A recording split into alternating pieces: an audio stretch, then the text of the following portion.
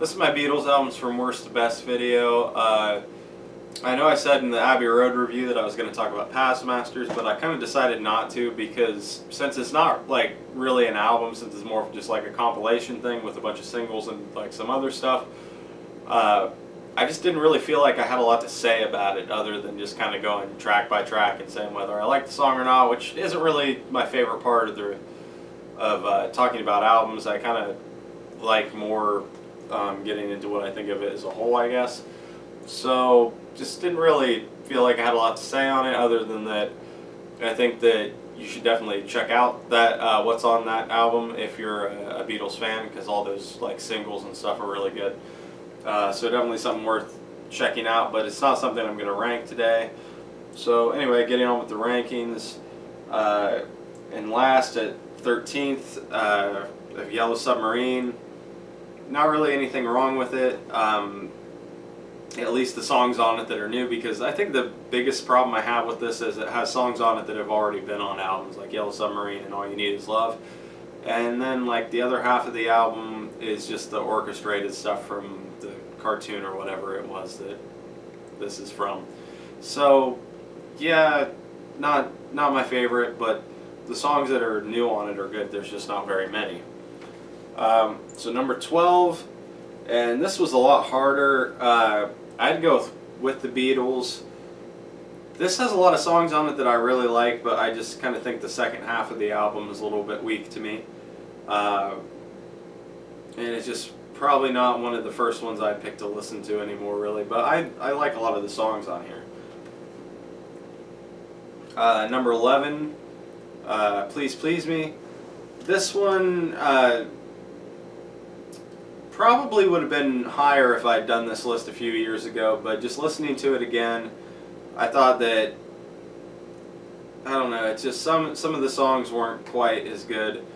But I do like a lot of this album. I think it's definitely a really good first album for them, but just decided to put it there. What's that? 11. So number 10, Let It Be. This actually probably would have been lower a few years ago, but it's got songs on it that I really like Two of Us, Across the Universe, I'm in Mine, stuff like that. I think is a little bit better than some of the stuff on the first album, so I guess I thought it had to go a little bit higher. So number 9, Beatles for Sale. This one, I think it gets kind of a bad reputation, and I understand why. Definitely got some weaker songs on it with some of the covers, but I think the originals on this are just really strong, and I really like the kind of early Beatles sound that it still has on it. And I don't know, all the originals on this album I think are really good, so I had to put it kind of high, I guess, compared to what most people would. Number 8, actually with Help. I don't know, this was definitely an album of theirs that I was really into earlier on, but it's not something I listen to a whole lot now. And I don't know, some of the songs on it I don't like as much as some of the songs on the next album. Which for number 7, I have Hard Day's Night. It's really hard for me to choose between this and Help. I don't know, for some reason I've always thought of these albums kind of similar. Maybe it's because they were both soundtracks, but or both had movies. I don't know if they were technically soundtracks. I'm not really sure. But I don't know. For some reason I've always thought of these albums kind of as being like similar in a way. And they could probably go back and forth on any day between which one's where, but right now I think I like Hard Day's Night a little bit more than Help. So number 6, I've the Beatles, the White Album. This one I used to like, I think, a lot more than what I do now, but it's just got some tracks on it that I could kind of live without, especially Revolution number 9. Now number 5, and this is one that probably when I started doing all these reviews I thought that this would come out as number 1.